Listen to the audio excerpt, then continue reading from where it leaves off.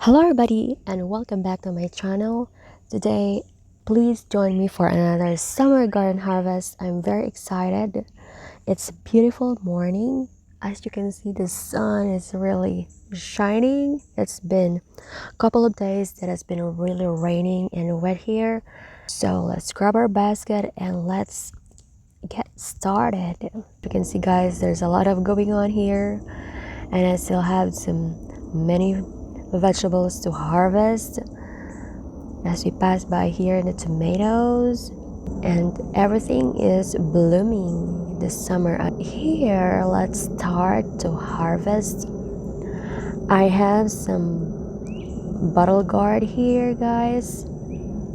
As you can see, very nice and healthy. I have a couple of bottle gourd, so I think I'm going to harvest just one and let the other one stay mature for a while.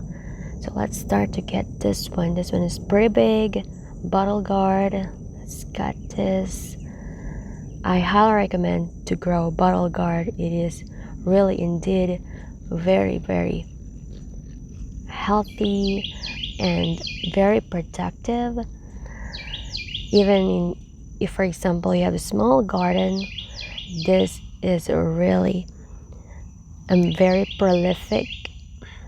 It's quite heavy and it really fits well with my basket. So here, oops, and this bumblebee really want to say hi to you guys. Oh, it's so cute, but they won't sting unless you provoke them.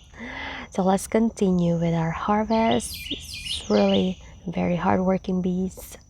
Thank you for them. So next we're going to harvest this red year-long beans.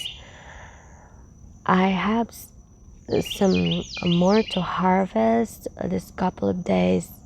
I've been really harvesting it many times already and very highly productive. I tried to remove or prune their leaves because of some of the pests you will see in your beans this summer. There are some, like, what do we call the red mites, so you want to check it out under the leaf of your red year-long beans. So this is really very pretty beans and protective. Now we're done with the bottle gourd and beans.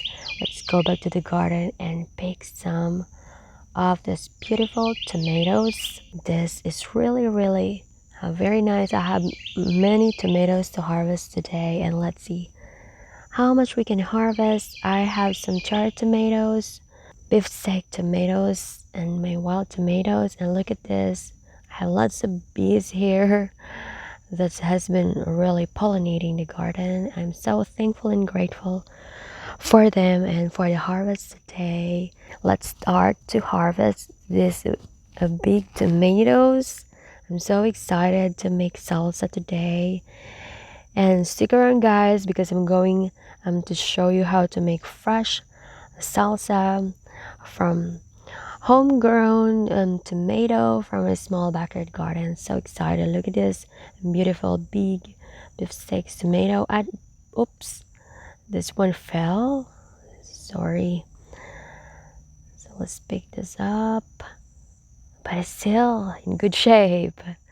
I decided to not to wait too much to become it very red, because sometimes you want to eat it's still very crunchy and textured tomatoes, especially in salsa.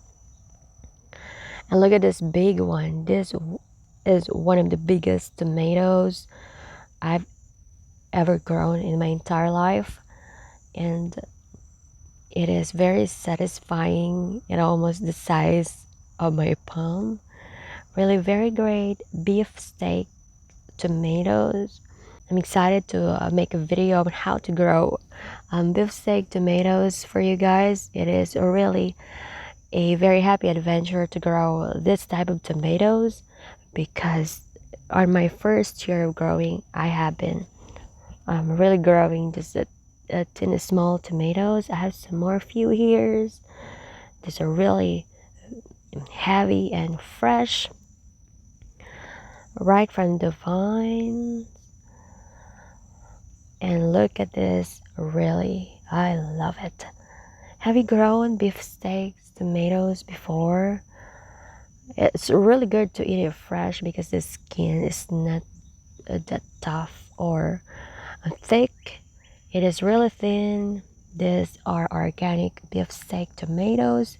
I'm so happy the basket is almost full and heavy. And then maybe we should lift this up already before it rolls. And I will be back again. These are really very nice. I love the colors, different shades of oranges, reds, and yellows and greens. And over here, this is the wild tomatoes, and I'm excited to um, harvest them again because they are really very prolific. Even though they are really spread out, they are really very sweet, and bees love them. So here, I'm going to spit this, guys, so it take a long time to harvest this. So I have plenty of tomatoes here. And over here, these are like, I think, cherry tomatoes still keep on producing lots of fruits. Some of my tomato plants get damaged by the rain because when you have this too much water, the tendency is a tomato will going to split from overwatering from the rain. So please keep that in mind. But also it can be a sign of underwatering if you live in a very hot weather. So you may want to check your tomato plants. So very beautiful. This so far my biggest summer garden harvest of tomatoes. So thankful for this beautiful harvest, and I can't wait to make salsa out of them. So I'm gonna take this inside and wash them, and let's make some salsa out of our homegrown tomatoes. So here we are inside, and I'm going to wash them. These are really very amazing tomatoes, very productive, prolific, and very satisfying, especially if you grow it on your own. Salsa. So here is the inside part of tomatoes. As you can see, very plump, meaty beef steak tomatoes. So I'm going to just cut it and remove the seeds because it's really great to save your seeds for the next planting or next year or next season. You can dry them and store it in containers or bags if you have. So really I can still feel the warmth of the tomatoes. It's very juicy, very good.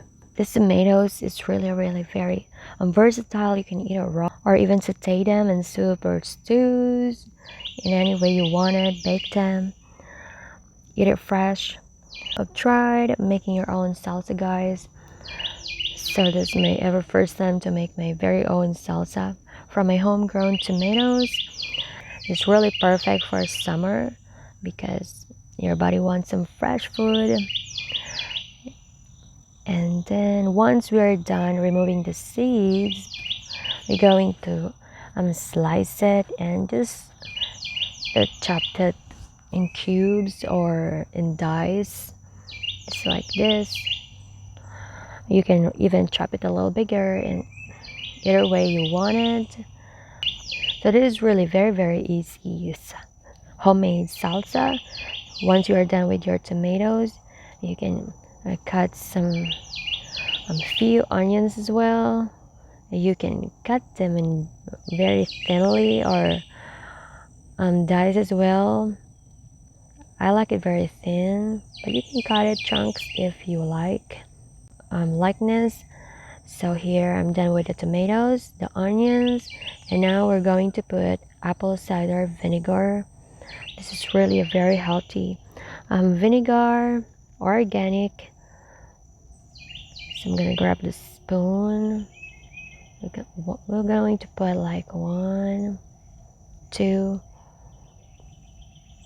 maybe like 2.5 tablespoons. And then once you're done with putting the vinegar, let's add some salt and then pepper. This is really very simple.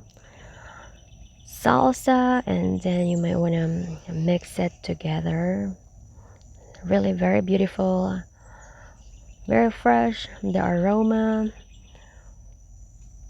I can't wait to eat them. This is really amazing, super fresh, guys, right from the garden. Now it's done, and let's grab some chips.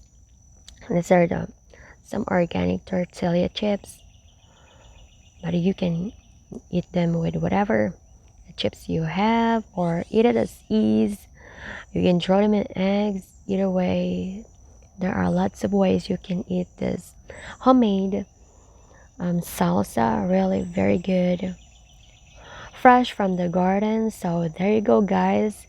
That's all for today. Let's eat some homemade salsa from my fresh produced tomatoes. Thank you for supporting and watching my channel. If you have any questions, please leave some in the comment section below, and I would love to hear from you. And I can't wait to harvest more with you in the next video. If you want to watch more videos, I have a whole playlist there for you. Please check it out in the next video after this. See you again next time. Bye.